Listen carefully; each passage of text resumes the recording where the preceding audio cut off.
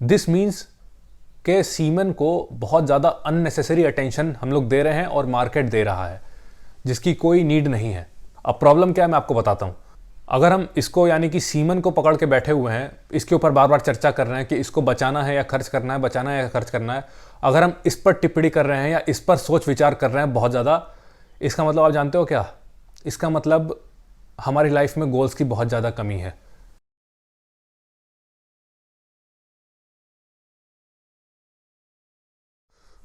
आप लोगों की भारी डिमांड के बाद फाइनली दिस इज़ हैपनिंग। तो आज हम बात करेंगे मास्टरबेशन के बारे में।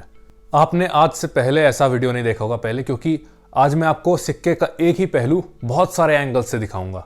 तो सबसे पहले मैं बात करूंगा कॉन्स की कि why you should not masturbate और वॉच पॉर्न। अब लोगों का सबसे बड़ा कंसर्न क्या है? हमारी फिटनेस की दुनिया की बात करूं तो क्या मास्टरबेशन करने से जो हमारे मसल बिल्डिंग के गोल्स हैं उन पर कुछ असर पड़ेगा? क्या ऐसा तो नहीं होगा कि मसल बिल्ड नहीं हो पाएगी या टेस्टोस्टेरोन एकदम कम हो जाएगा? इन शॉर्ट, लोग बस ये जानना चाहते हैं कि कहीं मास्टरबेशन से उनके गोल्स पर कुछ असर तो नहीं पड़ेगा। केवल उनका यही एक कंसर्न है, कहीं जिम में की हुई सारी मेहनत बर्बाद तो नहीं हो जाएगी मास्टरबेशन करने के बाद। तो उन लोगों को आज मैं once and for all clear कर दूं कि मास्टरबेशन अगर लिमिट में हो तो आपके जिम गोल्स पर इफेक्ट नहीं करेगा। क्यों? क्योंकि the amount of testosterone used in the production of your semen is very less. तो जरूर हजारों लोग जिम में ऐसा बोलते होंगे कि भाई अगर मास्टरबेट कर लिया आपने तो टेस्टोस्टेरोन वेस्ट हो जाएगा। ऐसा बिल्कुल नहीं है। This is bro science, completely this is bro science. मत सुने ऐसे लोगों की, बिकॉज टेस्टोस्टेरोन का स्पर्मेटोजेनेसिस में सिर्फ 4% का काम होता है। बिल्कुल भी सेक्लूडेड नहीं है, बट जो स्पर्मेटोजेनेसिस प्रोसेस है उसमें FSH लगता है और टेस्टोस्टेरोन प्रोडक्शन में LH लगता है। तो आपका अगर टेस्टोस्टेरोन ड्रॉप होता है बॉडी में तो brain will produce more LH and LH will give a signal to produce more testosterone. ठीक है, तो ये दोनों चीजें अलग अलग हैं। टेस्टोस्टेरोन का प्रोडक्शन अलग चलता है, स्पर्म्स का प्रोडक्शन अलग चलता है। सो आई होप एक पॉइंट हो गया क्लियर। बट आप लोगों का सिर्फ ये एक कंसर्न नहीं होना चाहिए। आई नो मास्टरबेशन आपके फिटनेस गोल्स पर हो सकता है उतना असर ना डालता हो, बट मेंटली आपको बहुत हार्म करता है ये। अब इस वाले पॉइंट को बहुत अच्छे से समझाया है सलील जामदार भाई ने अपनी असली मर्द सीरीज़ में। उसमें दिखाया कि कैसे पॉर्न का एडिक्शन आपको ख़राब कर देता है। देखिए, मास्टरबेशन एक बार को ठीक है, but watching too much of porn is deadly. क्यों? बिकॉज ये आपके मन में बहुत सारी अनरियलिस्टिक एक्सपेक्टेशंस और फैंटेसीज भर देता है, और उसके कारण जब आप रियल लाइफ में असली पिच पर मैच खेलने जाते हो तो आपकी हालत ख़राब हो जाती है। आप कहते हो भाई ये क्या हो गया? अब यहाँ हाँ जी, तो क्यों ऐसा है कि नेचुरल इमेजिनेशन से मैस्टरबेशन करना अच्छा है लेकिन पॉर्न देख के मैस्टरबेशन करना गलत है? ऐसा इसलिए है क्योंकि पॉर्न में आपके पास ऑप्शन होता है चेंज का। तो जब भी आपको पॉर्न में कोई मेल फीमेल के स्ट्रक्चर या उनका कोई एक हिस्सा बॉडी का पार्ट अच्छा नहीं लगता है या आपको मजा नहीं आता है, आप चेंज कर लेते हो, आप दूसरा पॉर्न देखते हो, तीसरा पॉर्न देखते हो। व्हाट हैपेंस, आप अपने सबकॉन्शियस को ट्रेन कर रहे हो कि जब भी उसको फिजिकली कोई चीज अनअट्रैक्टिव लगे या लेस अट्रैक्टिव लगे तो वो फिर स्टिमुलेट या उससे एक्साइट नहीं होता। It starts to look for a better option. तो जब आप फिजिकली जब अगर कभी किसी के सामने आओगे, किसी ऑपोजिट सेक्स के सामने आओगे and you don't like what you see, then your subconscious mind might still say मजा नहीं आया change, and you will have low libido, low erection, low whatever you call it, right? अब porn का एक और बहुत बड़ा ड्रॉबैक है, वो ये कि वो सबकॉन्शियसली हमको ऐसा वायर करता है धीरे धीरे कि ना चाहते हुए भी अनजाने में वी स्टार्ट ऑब्जेक्टिफाइंग विमेन। यानी कि औरतों और लड़कियों को पर्सन की तरह ना देखते हुए उनको हम एक वस्तु की तरह देखना शुरू कर देते हैं at the back of our mind, which is very very very very very very dangerous. अब जितने भी आपने लफंगे बदमाश देखे हैं रास्ते में जो कि लड़कियों पर गंदे गंदे कमेंट्स पास करते हैं और ग्रुप में ही आपस में ख़राब बातें करते हैं, गंदा गंदा फैंटेसाइज करके डिमीन करते हैं लड़कियों को, ये वही हैं साले। सिर्फ उसी तरह का वीडियो कंज्यूम कर करके उनके ब्रेन की वायरिंग ही ऐसी हो गई है। और क्योंकि लोगों की डिमांड्स इतनी बढ़ गई हैं, सेक्सुअल नीड्स इतनी बढ़ गई हैं कि उन डिमांड्स में जिन हरामियों को प्रॉफिट दिखाई देता है वो साले शुरू कर देते हैं सेक्स ट्रैफिकिंग, यानी कि बच्चियों को, लड़कियों को अगवा करना और बेचना। हर वीडियो में से कुछ भी कंक्लूजन क्या निकाल दो तुम लोग। वो वीडियो में एक बेचारा बाप है अपने बच्चे को सेक्स एजुकेशन देने की कोशिश कर रहा है, एंड एज यूजुअल वो बच्चे को लग रहा है वो उस्ताद है, जैसे कि हर बच्चा सोचता है। मैंने कभी बोला कि पॉर्न देखने से सेक्स सीखने को मिलता है? क्या? अबे porn is not sex education, porn is rape education. मुझे पता है 90% रेपिस्ट को जब क्राइम के बाद इंटेरोगेट किया जाता है ये पता चलता है कि वो किसी वायलेंट या तो एक्सट्रीम पॉर्न से ही इंस्पायर हुए। पॉर्न में तो यही दिखाया जाता है ना, जो पॉर्न की लड़की है वो तो हमेशा ठरकी रहती है। शी इज ऑलवेज रेडी, दिन हो रात हो she is ready to, plumber हो, दूध वाला हो, कुत्ता हो, शी इज रेडी टू। एक क्या 10 लड़के आ जाए वो तो खुशी खुशी गैंग बैंग करने को तैयार हो जाती है। यही गैंग बैंग रियल लाइफ में गैंग रेप बन जाता है। थैंक्स टू पॉर्न ओवरडोज हर दूसरा बच्चा यही सोच के साथ बड़ा होता है कि हर लड़की यहाँ पे देने को तैयार है। Every girl is a fucking object. Every batch is always ready for some kappa cap. और जब रियल लाइफ में ये सिचुएशन होती है, जब ये रेप करने जाते हैं हरामी और वो रेजिस्ट करती है, तब इनका ईगो हर्ट हो जाता है। ये साले फ्रस्ट्रेशन में आ जाते हैं कि भाई ये एंजॉय क्यों नहीं कर रही। हाँ, इसको तो साली को मैं पकड़ के मारूंगा क्या, पीटूंगा, जलाऊंगा, रॉड डाल दूंगा। इसमें ही पका प्रॉब्लम है, इसको मजा आना चाहिए। Unbelievable piece of crap. क्या अनबिलीवेबल? अबे तूने जो चैप्टर 1 में मियां के साथ एंड में किया है ना, वो भी ऑलमोस्ट रेप ही था। तुझे पता है जब ये प्रियंका रेड्डी का रेप और मर्डर केस हुआ, उसके बाद पॉर्न साइट्स पे one of the most search term कौन सा था? डॉक्टर प्रियंका रेड्डी।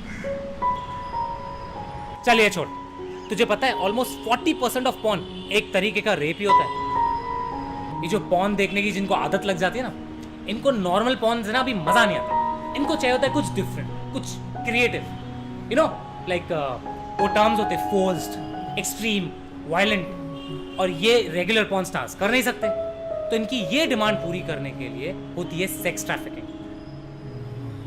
मतलब यंग लड़कियों को किडनैप किया जाता है, इन्हें जबरदस्ती ड्रग्स दिए जाते हैं, इनको मारा जाता है, पीटा जाता है, उनसे ये सीन्स कराए जाते हैं। तो जो ये मोस्ट ऑफ द सीन्स देखता है ना बॉन्डेज और स्लेवरी के, कई बार ये रियल होते हैं। इनको इतने ड्रग्स दिए जाते हैं, इनको रियलाइज भी नहीं होता इनके साथ क्या हो रहा है। तेरी एनल फैंटेसी है ना, अबे इनके एनल वीडियोस में पता है क्या होता है? इनकी में कोकेन डाला जाता है ताकि सुन हो जाए, इनको दर्द महसूस भी ना हो। मियां खलीफा फेवरेट है ना तेरी? हाँ, हर वीडियो देखता होगा उसका, लेकिन उसका रिसेंट इंटरव्यू देखा जिसमें उसने पूरे पॉर्न इंडस्ट्री की पोल खोली है। अबे कितने सारे ऐसे एक्स पॉर्न स्टार्स हैं जो अपनी रियल लाइफ स्टोरीज लेके बाहर आए। इनको चाबुक से इतना मारा गया कि इनके थाइस पे परमानेंट मार्क्स है। पता नहीं ऐसी वैसी चीजें किधर किधर घुसाई है कि उनको इंटरनल ऑर्गन्स में तक डैमेज हो गए। अबे किसी का तो जबड़ा तक टूट चुका है। भाई जिन लड़कियों के साथ जाती होती है वो कंप्लेन नहीं करती क्या किसी को? हर पॉर्न शूट के बाद होता है एग्जिट इंटरव्यू, जिसमें इन एक्टर्स को बोलना पड़ता है कि इनके साथ जो भी हुआ है वो इनकी मर्जी के साथ हुआ है, इनके कंसेंट के साथ हुआ है, और तो और इन्हें मजा भी आया। और अगर ये ऐसा नहीं बोलेंगे ना तो इनको पैसे नहीं दिए जाते।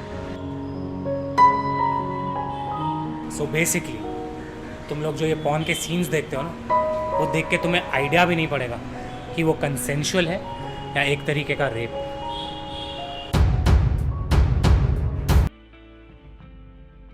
तो ये तो बात हो गई पॉर्न की। अब कुछ और पर्सपेक्टिव उठाते हैं मास्टरबेशन को लेकर के। तो सलील जमदार ने अपनी असली मर्द सीरीज में एक बात कही थी कि 80 बूंद खून से एक बूंद बने, 30 किलो खाने से 15 ग्राम बूंद जमे, ऐसा तू मुंह की तरह बहाए उसमें तू क्या गवाए, जरा सुन मेरे भाई सीमेंट ये जोश तेरा, खाली पीली जोश को बहाना है दोस्त तेरा। तू है थानोस इन्फिनिटी स्टोन, सचमुच गया ये तो सब कुछ गॉन। खून की 80 बूंद से एक बूंद बने, 30 किलो खाने से 15 ग्राम बूंद जमे, ज्यादा की चपानी करने से आती सूजने, फिर भी पास नहीं आते सारी चूजने। सीमेंट जमेगा, ईंधन बचेगा, इंजन चलेगा, हीमैन बनेगा, जब गन चलेगी ह्यूमन बनेगा, वरना कैसे आगे जाके प्रजनन करेगा। स्टीव जॉब्स और टाइसन ने बचाए, डा विंची ने और न्यूटन ने बचाए, विवेकानंद ने सबको बताया कैसे अंदरूनी शक्ति का पारा बढ़ाया। तो एक बार फिर वहाँ पर उन्होंने एग्जांपल दिया था Steve jobs, Mike Tyson, Swami Vivekananda जैसे लोगों का। तो यहाँ पर इन्होंने जितनों का भी नाम लिया, दे ऑल वर समवन जिनकी लाइफ में कुछ ना कुछ पर्पस था। तो अब आ जाते हैं हम इनके पहले पॉइंट पर, जहाँ पर इन्होंने कहा कि 30 किलो खाने से 15 ग्राम बने फला फला। तो इसको अब हम देखने की कोशिश करते हैं हिंदू लिटरेचर के पर्सपेक्टिव से, मतलब द होल इंपॉर्टेंस ऑफ वीर from the point of view of Hindu literature. अब इस पॉइंट से इसको देखना और समझना इसलिए ज़रूरी है क्योंकि सनातन ही सत्य है। सनातन मतलब क्या? अनादि से अनंत तक, द वे ऑफ लिविंग। वहाँ जहाँ हमको जीवन जीने का तरीका सिखाया गया है, एक एक छोटे से छोटे जीव तक का सम्मान करना सिखाया गया है। इसीलिए आपके पास जो भी क्वेश्चन है, सनातन हैज़ द आंसर।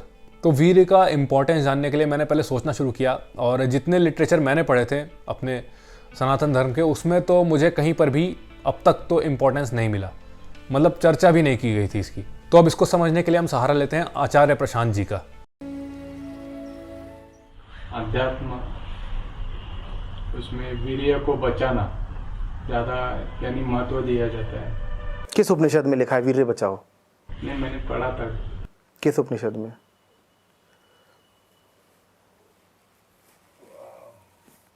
ये तो ऐसा लग रहा है जैसे कि पुराना नारा हो, वीर्य बचाओ वीर्य बढ़ाओ। ये कौन से उपनिषद में लिखा है? किस संत ने ये गाया है? बताओ मुझे।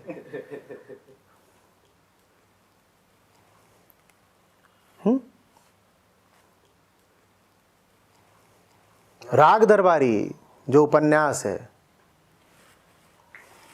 उसमें जरूर एक वैद्य जी थे जो सब अशिक्षित अनपढ़ गांव वालों को बोला करते थे कि वीर्य बचाना बहुत जरूरी है, क्योंकि वीर्य की एक बूंद 1 किलो खून से बनती है,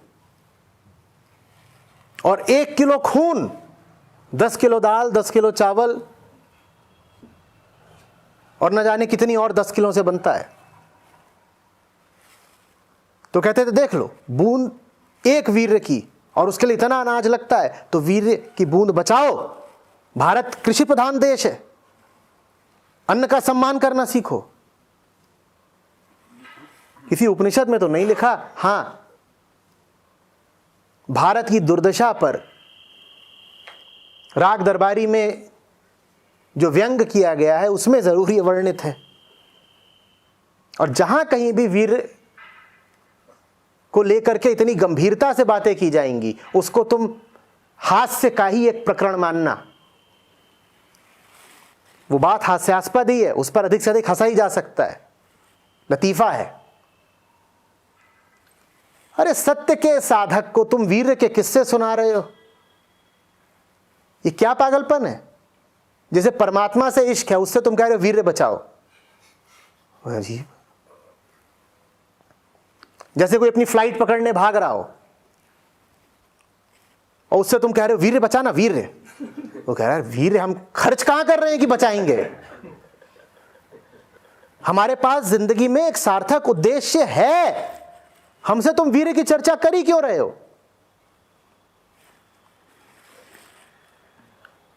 क्या करेगा बचा के? परलोक ले जाएगा? सर, मेडिटेशन के कोई प्रोसेस में उसका यानी यूज, मुझे नहीं पता वीर्य मेडिटेशन कौन सा होता है। वीर्य को इस्तेमाल करके ध्यान किया जाता है। For yoga, Kriya Yoga, yoga teachers, they teach that you have to raise the semen through the spine, through the chakras. ये किस उपनिषद में लिखा है? मैं पूछ रहा हूं ये किस शास्त्र में लिखा है? शास्त्र में तो नहीं। अगर शास्त्र में नहीं लिखा है तो जो ये पढ़ा रहे हैं वो टीचर कैसे हो गए? वो तो ढोंगी है। कुंडलिनी क्रिया योग। कहाँ लिखा है कि वीर्य को उठाना है? अरे कहाँ लिखा है? आज कोई आकर कुछ भी बता दे तुम्हें तो। This is only forwarded through initiation. They would not. इसके बारे में लिखते नहीं है ज़्यादा जगहों पे। तो जहाँ गुरु शिष्य परंपरा होती है, एनर्जी इनिशिएशन देते हैं, कुंडलिनी क्रिया योगा सिखाते हैं, वहाँ पे ये चीज़ सिखाई जाती है। सारे अध्यात्म का, भारतीय अध्यात्म का जो प्रमाण होता है उसको कहते हैं श्रुति प्रमाण। और जिस चीज का प्रमाण श्रुति में ना मिल रहा हो, समझाने वालों ने साफ साफ चेतावनी देकर के कहा है कि उसको अवैध मानना, ठगी मानना। अगर श्रुति प्रमाण उपलब्ध नहीं है तो तुम्हें जो कुछ बताया जा रहा है उससे दूर हो जाना तुरंत। मुझे बताओ वेदांत में कहां पर उल्लिखित है कि वीर्य को ऊपर की तरफ लेकर के आना है? उपनिषद बड़े सीधे साधे वक्तव्य हैं। तो इन्होंने बताया कि हिंदू लिटरेचर में कहीं पर भी वीर्य या सीमन का इंपॉर्टेंस नहीं दिया हुआ है। ये बात सुनकर के तो मुझे भी बहुत शौक लगा कि ऐसा क्यों, बट इट्स रियलिटी। मैं समझाऊंगा कि ऐसा क्यों है। देखिए, सीमन का एक इम्पॉर्टेंट रोल है, वो है रिप्रोडक्शन में, और इसके अलावा उसकी कोई चर्चा नहीं है। दिस मीन्स के सीमन को बहुत ज़्यादा अननेसेसरी अटेंशन हम लोग दे रहे हैं और मार्केट दे रहा है, जिसकी कोई नीड नहीं है। अब प्रॉब्लम क्या है मैं आपको बताता हूँ। अगर हम इसको यानी कि सीमन को पकड़ के बैठे हुए हैं, इसके ऊपर बार बार चर्चा कर रहे हैं कि इसको बचाना है या खर्च करना है, बचाना है या खर्च करना है, अगर हम इस पर टिप्पणी कर रहे हैं या इस पर सोच विचार कर रहे हैं बहुत ज़्यादा, इसका मतलब आप जानते हो क्या? इसका मतलब हमारी लाइफ में गोल्स की बहुत ज़्यादा कमी है। सही बात कह रहा हूँ मैं। काम कहाँ से करोगे? सारा महत्व तो वीर्य में घुसा दिया आपने। बह जाता है तो रोते हो, नहीं बहाते हो तो कहते हो कि मुझे कुछ स्पेशल बेनिफिट मिल रहा है, नो फैप प्रैक्टिस कर रहा हूँ। ऐसा कुछ भी नहीं है। There is importance of semen but in reproduction only, उसके बाहर कहीं नहीं। अब बात कर लेते हैं हम अपने पूर्वजों की कि क्यों उन्होंने इसको इतनी इंपॉर्टेंस नहीं दी और इसको लिटरेचर में डिस्कस भी नहीं किया, कहीं मेंशन भी नहीं किया। क्यों? क्योंकि उस समय सीमेन को सीमेन की तरह देखा जाता था, उसको सीमेन की तरह ही यूज़ किया जाता था। कोई स्पेशल नो फैप मार्केट नहीं बनी थी जो कि कैपिटलाइज कर रही थी आपके इनसिक्योरिटी को। तब किसी को प्रॉब्लम नहीं थी मास्टरबेशन एडिक्शन की। क्यों? क्योंकि ग्लैमर नहीं था, लोगों का मन एकाग्र रहता था, चंचलता नहीं थी मन में। अब ग्लैमर से मेरा क्या तात्पर्य है? ढकी चीज़ें अब ढकी नहीं रहती हैं ड्यू टू वेस्टर्नाइजेशन, वो है ग्लैमर। और आज समय ऐसा आ गया है कि we see nudity on the streets. अब मैं ये नहीं कह रहा हूँ कि लड़कियों को बहुत ज़्यादा छोटे कपड़े नहीं पहनने चाहिए, नहीं, बिल्कुल पहने, अगर उनकी इच्छा है तो पहने भाई, कौन रोक रहा है। बट बात वही है ना, लड़कियाँ एक्सेसिवली रिवीलिंग क्लोथ्स अपने सेटिस्फैक्शन के लिए नहीं पहनती। इसलिए नहीं पहनती क्योंकि वो उनको पसंद है, वो इसलिए पहनती हैं नंबर 1 क्योंकि उससे उनको मिलता है अटेंशन, नंबर 2 उनको मिलता है वैलिडेशन। वो ऐसे कपड़े पहनती हैं बिकॉज उस तरह का ड्रेस कोड सेल्स। अब इससे पहले कि कुछ मंदबुद्धि फेमिनिस्ट मेरे ऊपर कूद पड़े, मैं आपको एक बहुत अच्छा परसेप्शन दिखाता हूँ सदगुरु द्वारा। See, gender is a personal thing. I'm sorry, I'm putting it in a very basic way. What is in somebody's pants is not my business or your business. It is only relevant in a few places like bathrooms and bedrooms and somewhere. In rest of the places, your gender is irrelevant. It's a question of your competence, what you can do, what you cannot do, what you're capable of, what you're not capable of. We need to bring the world to this place that what kind of body you have is not my business. Only in bodily relationships it matters. In rest of the time, it's not my business. For this, women also should think this way, but right now, it is… I don't know, it's a complete… man's dream is being played out by the woman, because… like yesterday I was… because I was supposed to talk to some musician, and I said, okay, let me hear something, so they played a video. I'm sorry I'm using such words, but I'm saying because it pains me that women are being projected like this. And a musician is on stage in underpants. I said, why are musicians in underpants? They said, Sadhguru, only that sells. I said, what is this? So this is horrible exploitation of the woman, and women are cooperating in this. She can wear what she wants, it's not my business. But if she is wearing that only because that's what sells, that is not right in the society. It's her choice what she wants to wear, but it's not her choice. Somebody else is determining her choice, which is not choice at all. So, this is important both for young boys and girls, they need to come up with this, that your body is your business, all right? It is not something that everybody needs to be involved with your body on the street. Everybody need not be involved with your body. People need to be involved with your intelligence, people need to be involved with your competence, people need to recognize your genius. Everybody on the street need not be involved with your body. Body has its purposes, body has its beauty, body has its nature, that is in a different way. I am not trying to say what should be the dress code. No, I am saying a man should not decide a woman's dress code, that's all I am saying. Right now it looks like it's man's perversion which is deciding a woman's dress code. This needs to change if women have to be free. So this is why I am saying, as from man's muscle it is moving to a cerebral nature of activity, similarly from a woman's flesh it has to move to a cerebral nature of activity. So right now this may sound like an absurd thing, no, this is how women are. No, this is how man has expected woman to be. This is not how women are. I know enough women in my life, all around me, to clearly know that this is not how they are, but they think this is what is expected out of them. Is this a superwoman syndrome that they define this as, where women just want to project themselves in a certain way? No, I'm saying this is a sure way to destroy the beauty of feminine in the world. So it's clear explanation उस बात का जो कि मैं कह रहा हूं कि इकोनॉमिक इंजन जो है वो ड्राइव कर रहा है लड़कियों का कपड़ा और ग्लैमर। देखिए, आदमी के पास नीड है, वीकनेस है, तो दूसरा आदमी फट से आकर के उसको कैपिटलाइज करने की कोशिश करेगा। अब ग्लैमर इज योर वीकनेस, इसमें आप फंस गए हो, तो एक आप फंसे हो तो दूसरे बचाने वाले बहुत कम हैं, कैपिटलाइज करने वाले ज़्यादा हैं, और यही हो रहा है।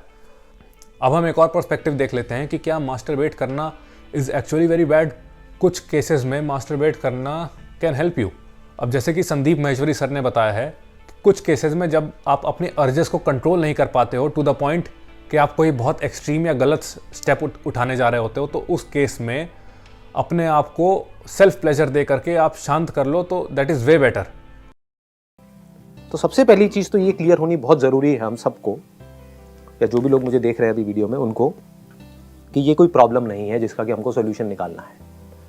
नॉर्मल है, नेचुरल है, पार्ट ऑफ लाइफ है। करना क्या है? नंबर 1, इसको ज़रूरत से ज़्यादा इंपॉर्टेंस नहीं देनी है। नंबर 2, इसको सप्रेस नहीं करना है। हर चीज़ को अगर आप लाइफ में अपनी जगह पर रखो तो कोई भी प्रॉब्लम नहीं है। उससे ज़्यादा इंपॉर्टेंस दोगे तो प्रॉब्लम है, उसको ज़्यादा ही सप्रेस करोगे तो प्रॉब्लम है। As simple as that. ठीक है, तो हमें भूख लगती है, क्या ये प्रॉब्लम है? क्यों नहीं है? पार्ट ऑफ लाइफ है, क्योंकि अगर भूख ही नहीं लगेगी और अगर हम खाएंगे ही नहीं तो जिंदा कैसे रहेंगे? भूख नहीं लग रही है, ये प्रॉब्लम है। तो अगर आपके अंदर इस तरह की अर्जेस नहीं उठ रही है, आपकी एज हो चुकी है, बच्चे हो तो बात अलग है, एक पर्टिकुलर एज हो गई है जो आप सबकी अभी है, अगर ऐसा कुछ नहीं हो रहा है तो प्रॉब्लम है। तो आपको एक डॉक्टर के पास में जाना है कि ये क्या हो रहा है, मेरे साथ में ऐसा कुछ नहीं हो रहा है, सबके साथ में हो रहा है, मेरे साथ तो प्रॉब्लम है। नंबर 1, ठीक है, क्लियर हो रहा है ना? कि भूख नहीं लग रही है तो प्रॉब्लम, भूख लग रही है कोई प्रॉब्लम नहीं है। जितनी भूख लग रही है उतना आप खा रहे हो, कोई प्रॉब्लम है? कोई प्रॉब्लम नहीं है। खा रहे हो टेस्ट के लिए, मजे के लिए, तो प्रॉब्लम ही प्रॉब्लम है।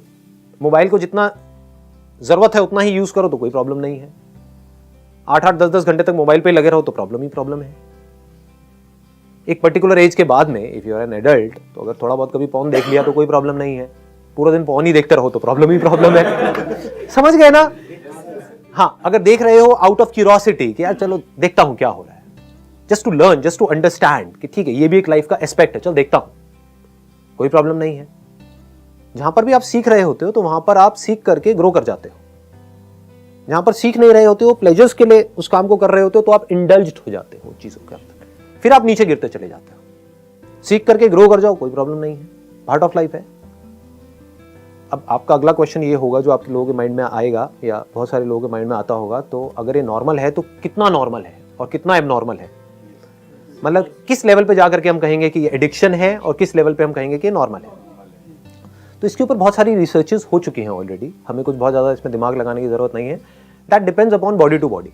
आप इसका कोई स्टैंडर्ड नहीं है कि आप मुझसे ये नहीं पूछ सकते आकर के कि कितना खाना सही है। किसी के लिए 2 रोटी सही है, किसी के लिए 4 रोटी सही है, किसी के लिए 6 रोटी सही है, depending upon your body type. तो वो आपको खुद कॉल लेनी है कि आपके लिए कितना सही है। For somebody it could be once in a week is okay, for somebody once in a day is okay, but you need to take this call based upon your understanding. Is it the need of my body or is it the desire of my mind? कि मेरी body ऐसा कुछ नहीं मांग रही है, लेकिन मैं जबरदस्ती पॉर्न देख करके एक्साइटेड हो करके जबरदस्ती कुछ करने की कोशिश कर रहा हूं। जबरदस्ती क्यों करना है? तो इस तरह से दिमाग लगाना होता है, समझना होता है, अपनी लाइफ को डिजाइन करना होता है। कुछ टाइम ऐसा होगा आपकी लाइफ में जहां पे आप चाहो भी तो आपके पास में टाइम नहीं है ये सब करने का। जैसे आप कहीं जॉब कर रहे हो या फिर आप पढ़ रहे हो किसी इंस्टीट्यूट में हो तो वहाँ पर तो आप शुरू नहीं हो जाओगे, प्रोफेसर पढ़ा रहा है क्लास में तो आपको ये समझना है कि मेरा टाइम कहाँ पे खराब हो रहा है, मेरी लाइफ कैसे खराब हो रही है पॉर्न की वजह से और मैस्टरबेशन की वजह से। ये समझ आ रहा है या कॉम्प्लिकेटेड हो रहा है? मतलब कि आप खाने के बारे में ना सोचते रहो।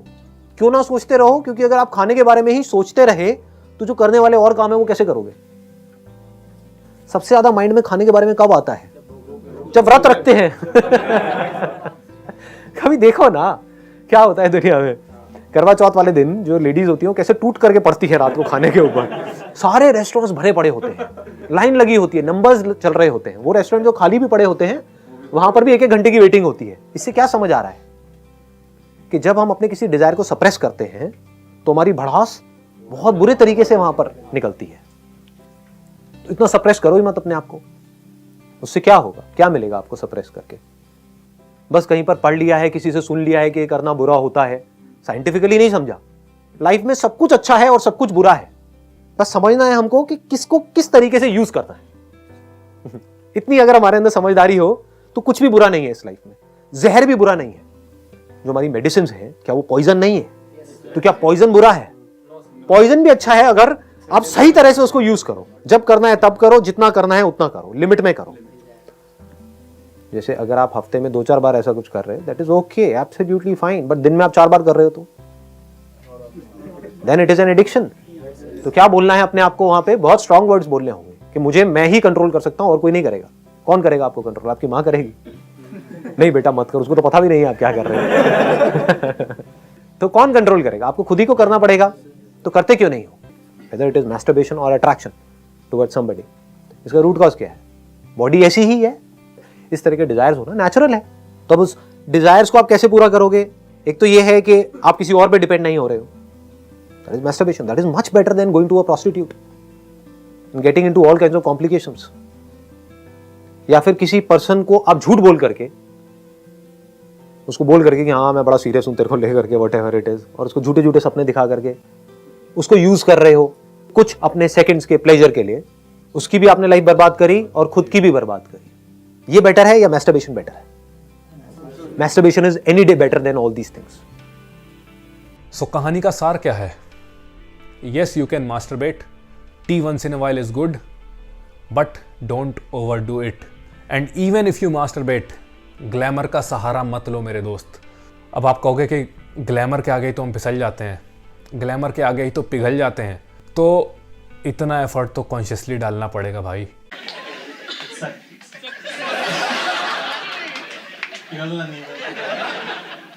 The mind says the monkey mind is important. It wonders, it chatters, it's mischievous, but you know who controls the monkey mind? It's the same mind. And do you know who evaluates and decides to control the monkey mind? It's also the same mind. So masturbation is not the problem, the glamour around you is. So be strong, my friend.